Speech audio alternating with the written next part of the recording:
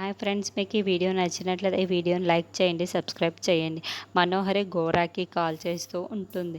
ఇంకా పౌర్ణమి గడియలు మొదలైనట్టు లేదు కదా అని మనోహరి ఎందుకో చాలా బాధపడుతూ ఘోరాతో మాట్లాడుతూ ఉంటుంది. అప్పుడే ఘోర చాలా ఆవేశంగా, పిచ్చి మనోహరి, ఇంకా పౌర్ణమి గడియలు మొదలు కాకపోవడం ఏంటి, పౌర్ణమి గడియలు మొదలైపోయి చాలాసేపు అయిపోయింది అని చెప్పడంతో మనోహరి చాలా చాలా టెన్షన్ పడుతూ ఉంటుంది. తర్వాత ఆరు గుప్తా గారి దగ్గర నిల్చొని ఉంటుంది.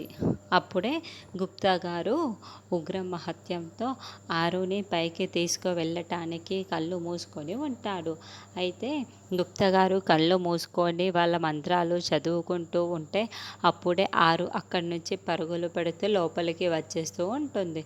దాంతో గుప్తా గారు, అరే ఈ బాలక మళ్ళీ పారిపోయిందా, ఎటు వెళ్ళిపోయింది అని చుట్టూ చూసుకుంటూ వెతుక్కుంటూ ఉంటాడు. తర్వాత మనోహరి గదిలోకి కూర్చొని ఉంటే అప్పుడే అంజు పాప చాలా సీరియస్గా డోర్ని ఓపెన్ చేసుకుని మనోహరి వైపుకు కోపంగా చూస్తూ వస్తూ ఉంటుంది. దాంతో అంజు పాపలోకి ఆరు ప్రవేశించింది అని మనోహరి ఆరు అని పిలుస్తూ టెన్షన్ పడుతూ ఉంటుంది.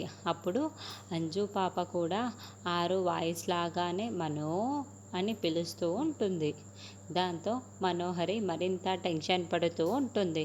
తరువాత అమృత పాపలోకి కూడా ఆరు ప్రవేశించినట్లు మనకి చూపిస్తూ ఉంటారు. అమృతలోకి కూడా ఆరు ప్రవేశించడంతో మనోహరి అమృతను కూడా చాలా టెన్షన్ పడుతూ చూస్తూ ఉంటుంది.